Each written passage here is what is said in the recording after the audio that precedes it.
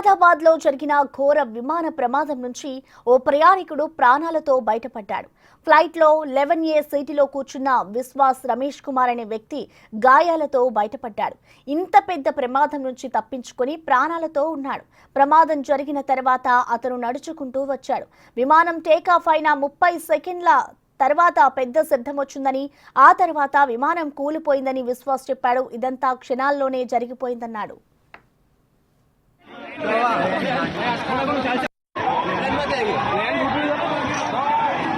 क्या भैया बता पैसेंजर अंदर से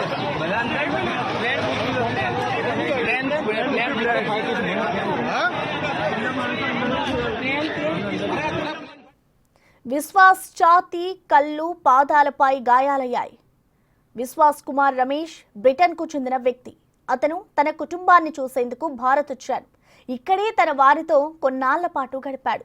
తన సోదరుడు అజయ్ కుమార్ రమేష్తో కలిసి బ్రిటన్ తిరిగి వెళ్తుండగా ఈ ప్రమాదం జరిగింది. తన సోదరుడు అజయ్ విమానంలో వేరే వరుసలో కూర్చున్నాడని చెప్పాడు రమేష్ విశ్వాస్.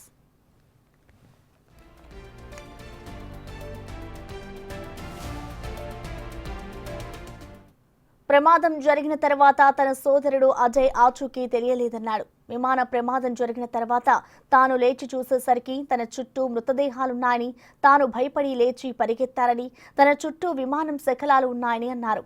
తననెవరో అంబులెన్స్లోకి ఎక్కించి ఆసుపత్రికి తీసుకొచ్చారని చెప్పాడు రమేష్. విశ్వాస్ రమేష్ కుమార్ 20 ఏళ్లుగా లండన్లో నివసిస్తున్నారు. ఆయన భార్య, బిడ్డలు కూడా లండన్లోనే ఉంటున్నారు.